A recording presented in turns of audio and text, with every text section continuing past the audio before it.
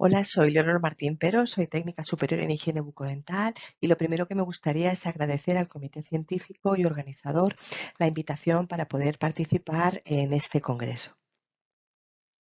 Sin duda la prevención se ha convertido pues en uno de los pilares fundamentales de la medicina moderna. La prevención en la medicina actual es fundamental pues para mantener esa salud, para mejorar la calidad de vida, promover el bienestar integral de las personas y evitar intervenciones que sean más invasivas. Sin duda, la odontología preventiva forma parte de esta filosofía y pilar fundamental, y una de las acciones de esta odontología preventiva son los selladores de fosas y fisuras para la prevención de la caries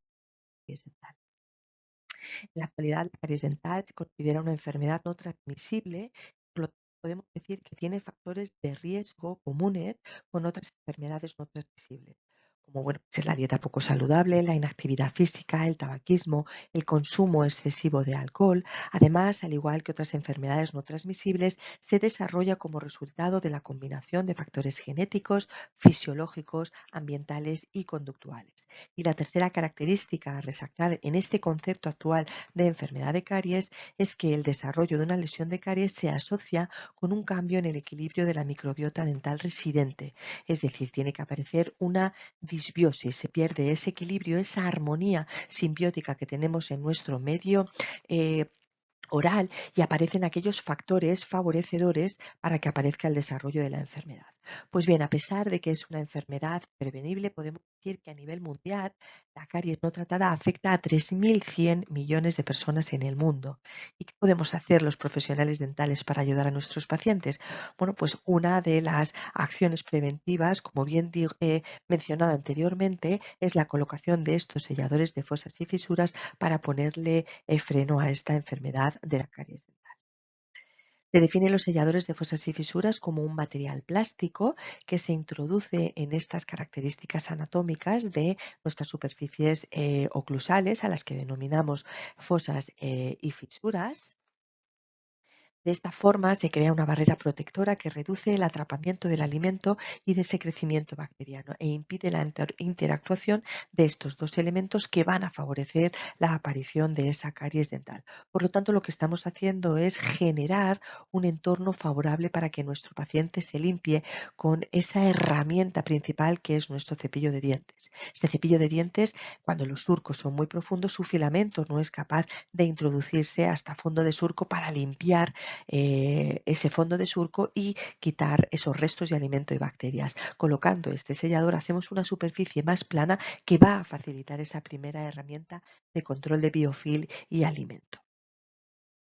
Las superficies oclusales comprenden solo un 12% de la superficie total de las superficies de la boca, ¿no? Sin embargo, van a ser 8 veces más susceptibles a la caries dental que las superficies lisas. Las caries de fosas y fisuras corresponden alrededor del 90% de las caries de los dientes posteriores permanentes. Bueno, parece, por lo tanto, que poder contar con estos selladores de fosas y fisuras como una herramienta preventiva, tanto a nivel primario como secundario, pues nos puede ayudar a poner freno a esta enfermedad. A nivel primario, cuando todavía la enfermedad no ha aparecido, y a nivel secundario, cuando ya hay esa primera aparición de esa caries, incipiente caries que se inicia, y podemos hacer una limitación del daño de esta enfermedad con la colocación a nivel de prevención secundaria de nuestros selladores de fosas y fisuras. Para ayudarnos en la toma de decisiones sobre cuándo colocar estos selladores, en la actualidad tenemos que basar en el sistema ECDAS de clasificación de lesiones no cabezadas. Este sistema permite pues promover esas terapias preventivas para fomentar la remineralización de las lesiones no cavitadas, dando como resultado lesiones inactivas, pudiendo preservar de esta manera tanto la estructura, la función y la estética de nuestras piezas dentales. El requisito principal para aplicar este sistema ICDAS es que tenemos que hacer un examen de los dientes cuando estos están limpios y secos, quitar esa saliva que nos impide ver esas lesiones incipientes de caries, ya que la saliva pues nos impide ver de la manera adecuada, y utilizar instrumentos romos para su exploración, instrumentos que no sean punzantes, como puede ser nuestra sonda periodontal de la OMS, que termina con esa punta que no es activa, que termina en forma de bolita. Con el sistema ISDAS de lo que se trata es de poner el foco en los tratamientos no quirúrgicos de la caries, es decir, en la prevención. Tenemos un árbol de decisiones que nos ayuda a saber, bueno, pues en qué código estamos. Código cero sería prevención primaria de la caries. En el código ICLAS 1, 2, 3 y 4 ya se consideraría prevención secundaria, pero sí que es verdad que ICDAS nos aconseja que la aplicación de material de sellado se base en ese riesgo individual que tiene cada una de las personas, hacer una valoración personalizada y a partir de ahí colocar estos selladores. Mirar, en esta revisión sistemática Cochrane de más de 30 años, con casi 8.000 niños, se concluye que estos selladores de fosas y fisuras aplicados en las superficies oclusales de los molares permanentes van a ser efectivos para prevenir la caries dental en niños y en adolescentes. Se encontró evidencia moderada de que estos selladores a base de resina reducen la caries entre un 11 a un 51% en comparación con no colocar ningún sellador en un seguimiento a 24 meses. Pero para la correcta colocación de los selladores tenemos que tener en cuenta una serie de factores. Uno de estos factores, bueno, pues va a ser la anatomía de nuestras piezas dentales, ver si existe alguna excepcionalidad a la norma en esta anatomía y comprobar si precisan tener también la colocación de estos selladores. Y es muy importante que la colocación de este sellador se coloque de manera adecuada a margen de ese surco, es decir, que extender este sellador hacia la terminación marginal de esta anatomía es imprescindible para evitar las filtraciones marginales. El ensayo clínico es prueba de, bueno, pues la posibilidad de tener ese fracaso en el sellado marginal, como podéis ver en la fotografía, después de que se ha hecho un tratamiento de las piezas dentales. Esto es un ensayo in vitro en condiciones como si estuviesen en el medio oral, se teñen con ese azul de metileno y vemos cómo existe la posibilidad de la filtración de ese azul de metileno entre el material de sellado y la pieza dental. Esto sería el fracaso de ese sellador, ya que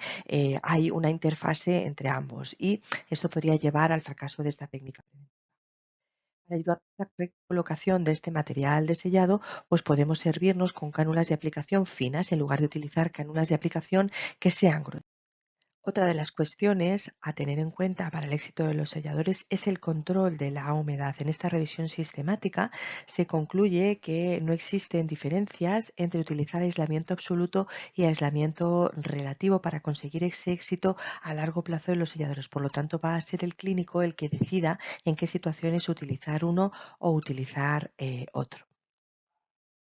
Pero mirad, la literatura sí que nos dice que es importante a la hora de conseguir esta retención de nuestros selladores que tengamos en cuenta que no haya una contaminación una vez que nuestra pieza dental ya esté grabada. Es decir, que no perdamos ese patrón de grabado por la contaminación salival, porque si grabamos y después tenemos contaminación con la saliva, se va a generar una capa orgánica que va a impedir o interferir en esa adhesión adecuada de nuestro material de sellado a la superficie del diente. Por lo tanto, vamos a poder utilizar el aislamiento relativo absoluto en función de las necesidades que el clínico considere, ya que la literatura nos marca que no existe diferencia en los resultados de la adhesión y de la permanencia de este sellador a lo largo del tiempo utilizando uno u utilizando otro. Cabe destacar también que la literatura nos reporta otra dificultad a la que nos tenemos que enfrentar en la colocación de nuestros selladores y su retención, y es las características anatómicas que tengan nuestra fosa o fisura. Pero bueno, esto en realidad nosotros no lo vamos a poder elegir, pero sí que nos dice que se retiene mucho mejor en aquellas fosas y fisuras que tienen forma de U o de V que los que tienen forma de Y. Pero la conclusión de estos ensayos clínicos nos viene a decir que no nos obsesionemos tanto con que el material llegue a fondo de surco,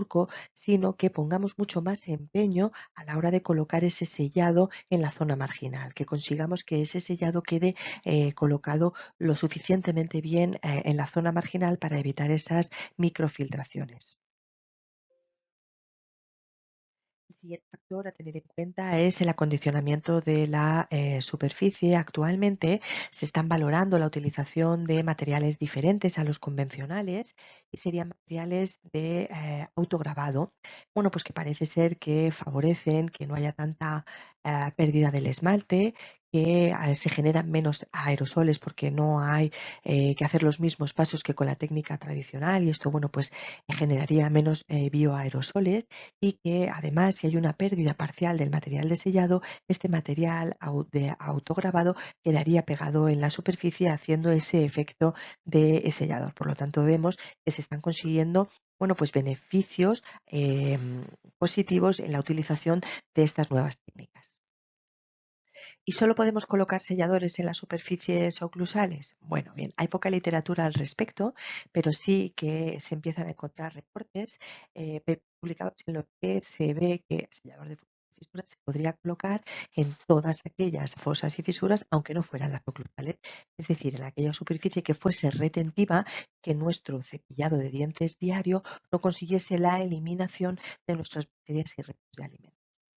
Y ya en último lugar, me gustaría comentar esta revisión sistemática y metaanálisis en red, bueno, que tuvo como objetivo resumir la evidencia disponible sobre tratamientos no restauradores para la detección o reversión de las lesiones cariosas no cavitadas y cavitadas tanto en dientes primarios como en permanentes para abordar estas lesiones y no tener que hacer tratamientos invasivos.